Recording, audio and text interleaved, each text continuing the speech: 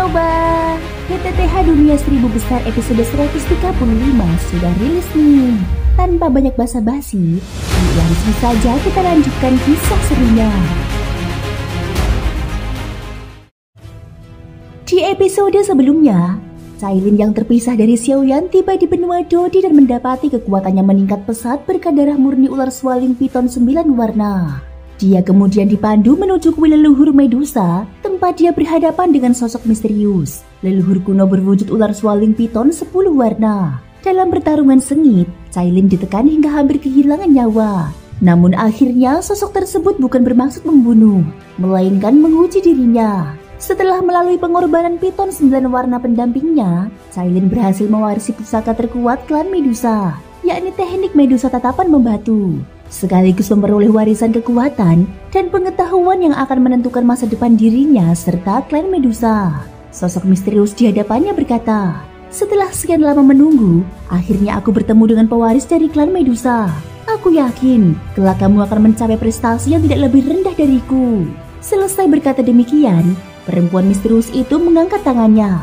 Seketika cahaya 10 warna yang amat menyilaukan berkumpul di telapaknya. Berdenyut dengan kekuatan tak terbayangkan, tatapannya beralih kepada 9 warna swaling piton, lalu dia mengatakan, "Sesungguhnya keberadaanmu lahir karena evolusi Cailin. Tanpa dirinya, mustahil engkau akan muncul di dunia ini." Ucapan itu membuat kesombongan di mata piton betina itu perlahan meredup. Dalam hatinya, dia tidak menyangkal kebenaran itu. Dia memang terlahir berkat Cailin. Dengan pandangan yang rumit, dia menoleh ke arah sosok perempuan yang berdiri di sampingnya. Perempuan misterius itu kembali melanjutkan, "Cailin, meski engkau memiliki darah 9 warna swaling piton, namun itu hanyalah hasil evolusi kemudian hari.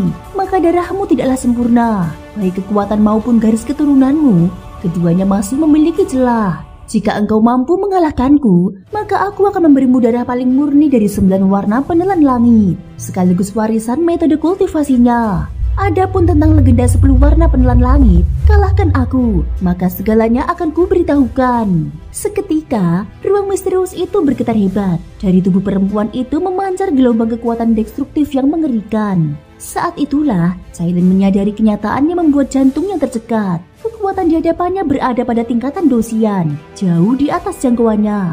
Namun pada saat itu, 9 warna swaling piton yang berada di sisinya berseru dengan tekad membara, "Aku juga akan ikut." Mendengar itu, Cailin menoleh dan seulas perasaan hangat mengalir di dadanya. Kini dia mengerti tidak ada lagi jarak antara dirinya dan piton betina itu. Dia mengangguk tegas, "Baik, kita lakukan bersama." Tanpa menunda lagi, Cailin melangkah di atas tubuh ular besar yang telah menampakkan wujud aslinya. Keduanya memusatkan energi, lalu serentak menyerang perempuan misterius tersebut dengan daya yang cukup untuk mengguncang langit dan bumi. Namun, perempuan misterius hanya berdiri tegak, tak bergeming, seolah patung abadi. Dia hanya menghela nafas. "Kerjasama kalian mengecewakan." Dalam sekejap, rambut berbentuk ular di belakang kepalanya tumbuh panjang hingga ratusan jam. Dari rambut itu, 10 pilar energi menjulang tinggi ke langit, masing-masing bercahaya dengan warna berbeda. Orange, emas, merah hitam, kuning biru hijau, ungu, hijau muda, dan putih. Pilar putih yang berada di posisi terakhir perlahan maju. Begitu menyentuh serangan Cailin dan piton, kekuatan mereka hancur seketika. Gelombang energi mematikan menyapu, mengandung racun penghancur dunia. Cailin menatap pilar itu dengan wajah tegang. Dia bisa merasakan dengan jelas, setiap pilar memiliki kekuatan yang berbeda. Dan pilar putih ini adalah racun yang terlemah di antara ke-10-nya. 9 warna swaling piton mencoba menghindar, namun terlambat. Dengan putus asa, dia menghantamkan ekornya yang raksasa ke arah pilar putih. Ledakan dahsyat mengguncang ruang misterius itu. Kabut beracun menyebar luas. Pilar putih akhirnya melemah dan kembali ke sisi perempuan misterius. Namun tubuh piton mengalami luka parah. Sisiknya yang keras luluh oleh racun, memperlihatkan daging berdarah. Cailin segera melompat turun, menyalurkan kekuatan 9 warna yang lembut ke tubuh piton, menahan racun mematikan itu. Namun sebelum mereka sempat bernafas lega, mata perempuan misterius kembali memancarkan cahaya. 10 warna bercampur dalam sorotannya, membentuk gelombang energi yang menyelimuti Cailin dan piton sekaligus. Keduanya terkejut, tetapi anehnya, di bawah cahaya 10 warna itu, luka piton perlahan sembuh. Sisiknya tumbuh kembali, bahkan samar-samar muncul bayangan warna ke-10. Piton itu terkejut sekaligus gembira. Kekuatan ini menyembuhkan. Sosok misterius menatap mereka dengan dingin sebelum berkata, sekali lagi, pilar putih lenyap, berganti dengan pilar hijau yang melangkah maju, memancarkan aura lebih mengerikan dari sebelumnya.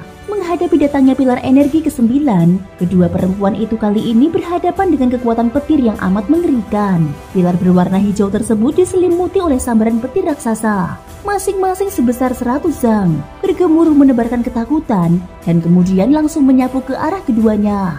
Di bawah tekanan petir yang mengguncangkan ruang di sekitarnya, bahkan kekuatan 9 warna yang melingkupi tubuh mereka tampak kecil dan rapuh. Dengan segenap kemampuan, keduanya berhasil bertahan dari hantaman pilar ke-9. Meski luka yang mereka tanggung jauh lebih parah dibandingkan sebelumnya, namun seiring runtuhnya kekuatan petir itu, 2 dari 9 warna dalam tubuh Cailin dan Heaven Swallowing Python 9 warna tiba-tiba memancarkan cahaya gemilang, menyalurkan kekuatan yang agung ke seluruh tubuh mereka. Pilar ke-9 perlahan kembali ke tubuh wanita misterius itu, meredup, lalu lenyap dari pandangan. Meski tak disadari oleh keduanya, pilar tersebut kembali ke helai rambut sang wanita, dan kekuatan Dosian dalam dirinya pun semakin bertambah kuat. Sekali lagi, wanita misterius itu membentak, lalu mengarahkan kekuatan 10 warna ke hadapan mereka. Seketika, tubuh Cailin dan Heaven Swallowing Python kembali pulih, seakan dibaptis oleh kekuatan tersebut. Cailin mengerahkan serangan dengan penuh kewaspadaan. Tatapan keduanya menjadi serius karena semakin jauh mereka melangkah, semakin mengerikan pula kekuatan pilar berikutnya. Mereka segera menghantam pilar ke-7, lalu ke-6. Namun ketika menghadapi pilar ke-6, mereka menyadari bahwa kekuatan dalam pilar tersebut semakin melemah dan tidak lagi pulih kembali. Pandangan mereka beralih sejenak, menatap penuh rasa terima kasih kepada wanita misterius itu. Dengan menaklukkan 4 pilar, dalam tubuh mereka telah lahir kekuatan 4 warna, yang bahkan melampaui kekuatan 9 warna yang pernah mereka latih sebelumnya. Hari berganti bulan, bulan berganti tahun. Dalam ruang misterius itu, mereka tidak tahu berapa lama waktu berlalu. Berkali-kali mereka gagal, lalu kembali bangkit, terus-menerus melawan pilar-pilar energi yang menjulang laksana langit itu. Ledakan tiada henti bergema saat Cailin dan Heaven Swallowing Python mengerahkan serangan demi serangan. Hingga akhirnya, setelah perjalanan waktu yang panjang, ke-10 pilar lenyap sepenuhnya. Wanita misterius itu tersenyum samar. Untuk pertama kalinya menampakkan raut wajah yang lembut. Helai rambutnya yang menyerupai ular berbisa bersinar terang, memancarkan kekuatan 10 warna yang agung. Apa yang dapat kulakukan hanya sebatas ini. Suara lembutnya bergema, disertai dengan aura kuno yang meliputi ruang itu. Terima kasih senior. Cailin menundukkan kepala dengan penuh hormat. Mata ular berwarna 9 di wajahnya memancarkan rasa syukur. Begitu pula Heaven Swallowing Python yang meski penuh keangkuhan, akhirnya merendahkan diri dan memberi penghormatan. Jangan terburu-buru mengucapkan terima kasih, itu masih terlalu dini. Wanita misterius itu perlahan menampakkan wujud aslinya. Di balik tubuhnya yang indah, menjulang seekor ular raksasa sepanjang 1000 zang. Diselimuti sisik berkilau 10 warna, aura penguasa yang tiada tanding terpancar dari tubuhnya. 10-10, keluarkan benda itu, sudah saatnya kita berangkat. Ular raksasa itu mendesis pelan, kemudian tubuhnya bergetar, memuntahkan cahaya terang dari perutnya. Dalam sekejap, seekor ular kecil dari energi murni melayang keluar, memancarkan aura raja yang membuat seluruh alam semesta seakan tunduk. Mata Heaven Swallowing Python 9 warna terbelalak lebar, tubuhnya bergetar, kemudian jatuh berlutut seolah kehilangan kendali atas dirinya. Jadi, inilah wujud sejati Heaven Swallowing Python 9-10 warna. Suara parau keluar dari mulutnya, disertai rasa gentar yang menusuk hingga ke lubuk jiwa. Ular energi mungil itu menjulurkan lidah bercabangnya, dan dari kedua matanya terpancar cahaya yang cukup untuk membuat langit dan bumi bergetar, memaksa seluruh ciptaan untuk tunduk di hadapannya. Wajah Cailin tampak tenang, namun sorot matanya terpaku pada tubuh raksasa yang menjulang ribuan zang. Sosok 10 warna Swallowing Python. Walaupun makhluk agung tersebut belum melepaskan kekuatan aura miliknya, sebuah tekanan tak kasat mata tetap menghimpit tubuh Cailin. Tekanan itu memang tidak sekuat yang diarahkan kepada 9 warna Swallowing Python, tetapi masih cukup untuk mengguncang batinnya. Meskipun di dalam tubuh ular energi kecil yang sebelumnya muncul terkandung kekuatan 10 warna, entah mengapa hal itu tidak memberi dampak besar terhadap Cailin. Pada saat itu, mata Cailin tiba-tiba melebar karena terkejut. Tubuh raksasa itu mendadak berpendar cahaya 10 warna. Begitu kekuatan tersebut meluap, ruang di sekitarnya seketika runtuh. Semua dengusan dingin terdengar dari sosok perempuan misterius. Dan hanya dengan satu suara itu, ruang yang nyaris hancur pun kembali stabil. Di sekitar tubuh sang 10 warna Swaling Piton, kekuatan bergolak bagaikan samudra, berkumpul menuju satu titik cahaya di hadapan makhluk agung tersebut. Dalam pusaran energi yang kian padat, sesuatu perlahan terbentuk. Tatapan Cailin terangkat ke atas. Di udara melayang setetes darah merah pekat yang tampak amat aneh. Darah tersebut berbaring tenang di udara, namun seketika memancarkan kekuatan yang membuat langit dan bumi bergetar. Darah tersebut menyebabkan darah dalam tubuh Cailin maupun 9 warna Swaling Piton yang sudah berlutut sejak awal seketika mendidih, mengguncang jiwa mereka hingga hampir goyah. Cailin menelan ludah. Dia akhirnya mengatakan, "Ini darah esensi 10 warna Swaling Piton." Perempuan misterius itu menatapnya. Suaranya bergema dalam ruangan tersebut. "Waktu tidak banyak. Aku tidak akan membuang kata-kata. Selama ribuan tahun keberadaanku di benua Dodi, aku telah menemui ratusan orang yang memiliki darah Medusa. Namun sebagian besar hanyalah garis keturunan samar atau darah ular purba yang tidak murni. Engkau adalah yang pertama. Seorang perempuan yang bukan hanya berkembang dengan kekuatan sendiri hingga menjadi 9 warna Swaling Piton, tetapi juga memiliki identitas sebagai keturunan kerajaan Medusa. Karena itu, aku memilih menitipkan warisan ini kepadamu, dengan harapan kelak akan ada balasan." Sosok raksasa itu kembali bergetar. Suara berat bergema dari mulut 10 warna Swaling Piton. "Yang kau lihat di hadapanmu adalah darah esensi 10 warna Swaling Piton. Jika engkau mampu menyerapnya, engkau akan berevolusi menjadi wujud legendaris itu sendiri. Adapun 9 warna Swaling Piton yang mengikutimu, dia tidak boleh menelan darah ini secara langsung, atau tubuhnya akan meledak. Satu-satunya jalan baginya adalah dengan menelan ular energi 10 warna tadi. Hanya begitu dia mampu melanjutkan evolusi." Mendengar itu, mata Cailin menyipit. Meskipun tergoda oleh darah esensi tersebut, dia tetap cermat dan peka. Apakah kedua senior memiliki sesuatu yang sulit diungkapkan? Tanyanya. Ular raksasa itu mendesis panjang, lidah bercabangnya berkilat. "Benar-benar gadis cerdas," ucapnya dingin. Wanita misterius di sampingnya juga menghela nafas, mengakui kecermatan Cailin. Sejak dahulu, Swaling Piton dikenal sebagai salah satu puncak ras di dunia besar.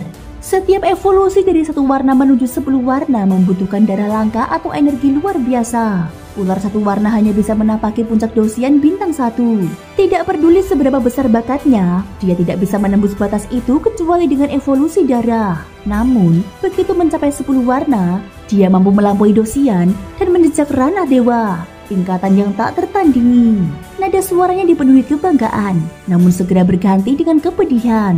Justru karena kekuatan itulah, ras kami jarang terlihat. Bahkan 9 warna, apalagi 7 warna. Jumlahnya sangat sedikit. Ribuan tahun lalu, penguasa dunia iblis tiba-tiba memimpin seluruh pasukan untuk menyerbu ras kami. Dalam pertempuran itu, banyak dari ras kami terbantai. Tubuh-tubuh kami dibawa ke pusat dunia iblis, dipenjara untuk tujuan yang tidak jelas. Apa yang kau lihat sekarang hanyalah sisa-sisa kekuatan yang berhasil lolos. Jika suatu saat engkau ingin mengembalikan kejayaan Swaling Piton, kau harus menapaki jalan itu dan menantang pusat dunia iblis. Aura menggetarkan seketika membanjiri ruang dari tubuh wanita misterius. Mendengar semuanya, Cailin mengepalkan tangannya. Sorot matanya teguh. Walau jalan itu penuh rintangan, kebangkitan Swaling Piton akan kuemban sebagai tanggung jawabku. Ruangan hening sesaat. Tatapan dari semua pihak berpusat kepada Cailin. Bahkan 9 warna Swaling Piton yang selalu memahami sifat tuannya, kini ikut terkejut melihat keteguhan hati tersebut. Cailin tersenyum tipis. Dua senior telah memberikan anugerah yang begitu besar. Aku tidak mungkin bersikap sebagai orang yang tidak tahu berterima kasih. Bukankah selalu dikatakan, tidak pantas menerima hasil tanpa usaha?